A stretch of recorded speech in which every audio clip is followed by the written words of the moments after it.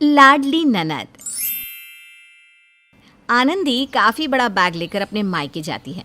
आनंदी को अपने घर देखकर उसकी बड़ी भाभी ज्योति और छोटी भाभी निहारिका बहुत खुश हो जाती हैं और आनंदी को गले लगा लेते हैं। अरे आनंदी, तुम इतने दिनों बाद अच्छा हुआ तुम आ गई। तुम्हारे ससुराल चले जाने से तो ये घर मानो सूना सा ही हो गया था। अच्छा हुआ जो तुम आ गई। ये बात तो आपने बिल्कुल सही कही दीदी। और बताओ आनंदी, ससुराल में सब ठीक तो है ना? हाँ भाभी, सब ठीक है। मुझे सब बहुत प्यार करते हैं। बल्कि आपको पता है, आशुतोष तो मुझे अपनी नज़रों से दूर तक नहीं जाने देते। मायके आने के लिए भी मुझे उन्हें इतना बोलना पड़ा, तब जाकर माने हैं। अच्छा, वो तो तुम्हारी लव मैरिज हुई है ना, तो थोड़ा बहुत तो पति ध्यान देगा ही, लेकिन थोड़े टाइम के बाद बाकी के पतियों की तरफ ही हो जाएंगे वो भी। और नहीं तो क्या, अब मयंक को ही देख लो। हमने भी तो अपनी पसंद से ही शादी की थी ना। शादी के कुछ समय तक ही प्यार होता है, जैसे जैसे टाइम बीतता जाता है प्यार भी गायब होता जाता है।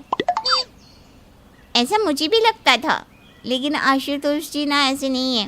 मेरा बहुत ख्याल रखते हैं, यहाँ तक कि मुझे कोई काम भी नहीं करने देते। सारे काम खुद ही करते हैं। फिर तो बहुत अच्छी बात है ननद जी। मैं तो कहती हूँ तुम दोनों का प्यार ऐसे ही हमेशा बना रहे। हाँ भाभी, हमारा प्यार तो बना ही रहेगा, लेकिन मुझे बुरा ना आप लोगों के लिए लगता है। आप लोग ऐसे ही रह गए ना, भैया आपको सपोर्ट करते हैं ना आपकी वो किसी भी काम में मदद करते हैं। क्या ननद जी, अभी अभी तो आई हो और क्या बातें लेकर बैठ गई। चलो आराम कर लो, हम भी खाना बना लेते हैं। वैसे आप अभी तक माँ जी से भी नहीं मिली, तो जाओ जाकर माँ जी से मिल लो पहले।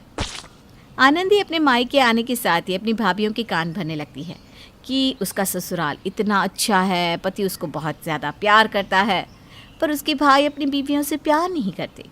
ऐसे ही एक दिन निहारिका अपने कमरे में बैठी होती है, तभी उसका पति मयंक आता है।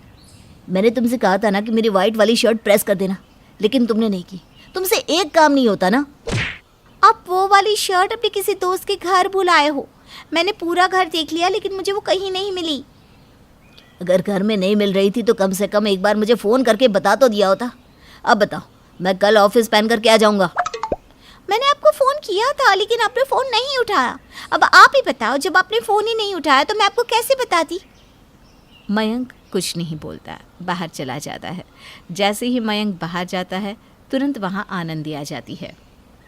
भाभी, सच में भैया आपके साथ कैसा बर्ताव कर रहे हैं?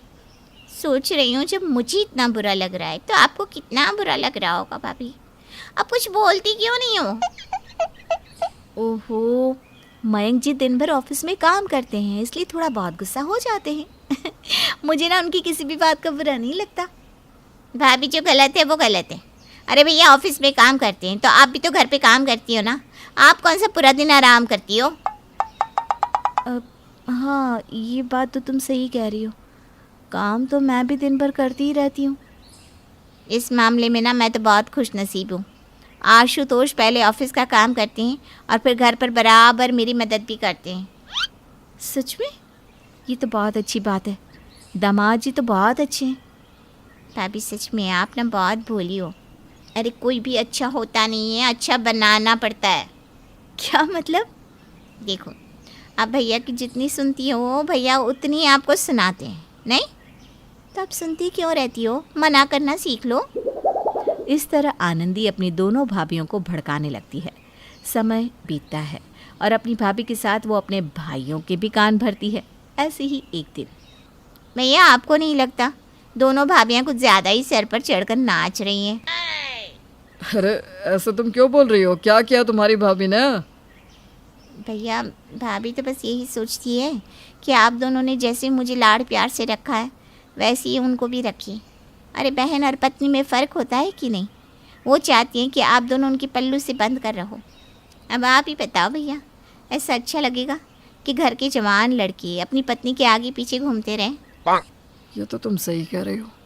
मुझे भी आजकल ऐसा ही लग रहा है कि ज्योति मुझे अब बात बात पर टोकने लगी है। अब मुझे ही देख लो, अपनी पसंद से शादी किए, लेकिन फिर भी कभी आशुतोष को पलट कर जवाब नहीं दिया मैंने। लेकिन देख लो भाभियों को, आनंद की बात सुनकर दोनों भाई गुस्से में आ जाते हैं। तभी वहाँ निहारिका और ज्योति आ जाती हैं। आज हम लोग कहीं बाहर जाने का प्लान बनाते हैं। क्यों? घर में खाना नहीं बनाया जा रहा है क्या तुमसे? अरे इतना गुस्सा क्यों हो रहे हो? मैंने तो बस बोला ही है। बोला है या हुक्म चलाया है? यही तो कर रही हो ना तुम इतने दिनों से। देवर जी, अगर हुक्म चला भी दिया तो क्या हो गया? आप पति हो निहारिका के, आपका फर्ज बनता है उनकी इच्छा पूरी करना।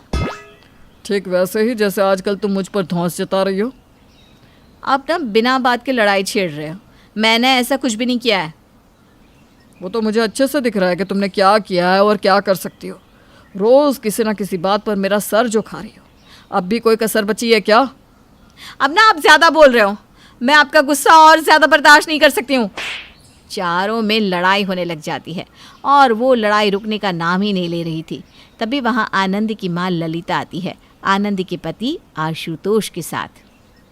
वाह बेटी वाह, मैंने तो सोचा था कि अपनी पसंद के लड़के से शादी कर रही है तो खुश रहेगी, लेकिन तू खुद का घर तो संभाल नहीं पाई, यहाँ आ गई और यहाँ आने के बाद तू वही कर रही है जो तूने अपने ससुराल में किया। अपने भाइयों का भी घर तोड़ने में लगी है।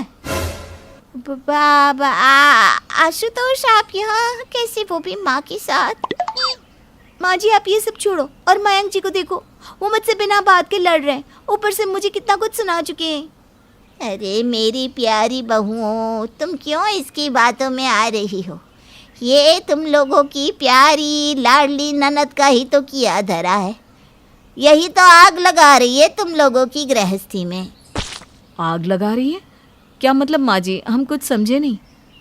मैं समझाता हूँ भाभी, मेरी और आनंदी की बिल्कुल भी नहीं बन रही थी, क्योंकि आनंदी शुरू में सब काम कर रही थी, हर बात मान रही थी, लेकिन धीरे धीरे वो मेरे घर वालों से बिना मतलब झगड़ने लगी और मुझसे बदतमीज़ी करने लग गई। इसकी बदतमीज़ी से हम दोनों के बीच दूरियां आने लग गई और आखिरकार जब हम दोनों की नहीं बनी तो ये मुझसे लड़ाई करके यहाँ आ गई। आशुतोष जी ये क्या कह रहे हो आप? हमारे बीच की बातें आप बाहर वालों को क्यों बता रहे हो? हम ये सब घर जाकर भी तो बात कर सकती ना। मैं आई तो रही थी कुछ दिनों में, फिर आपको यहाँ आने की क्या जरूरत आन पड़ी? अरे बस कर आनंदी, मैं तेरी माँ हूँ और मुझे अच्छे से पता है कि तेरा इरादा क्या था। अरे खुद का घर नहीं बसा पाई तो अपने भाई और भाभी का भी नहीं बसने देगी। मैं तुझे समझा रही हूँ, दूसरों की गृहस्थी में दखल अंदाजी करने से पहले एक बार अपनी गृहस्थी पर ध्यान दे। ललिता सबको समझाती है और ननद की सच्चाई सामने लाती है, जिसके बाद आनंदी वापस अपने घर चली जाती है। और आनंदी के जाने के बाद दोनों भाभियों का उनके पति के साथ का मनमुटाव भी छू हो जाता है।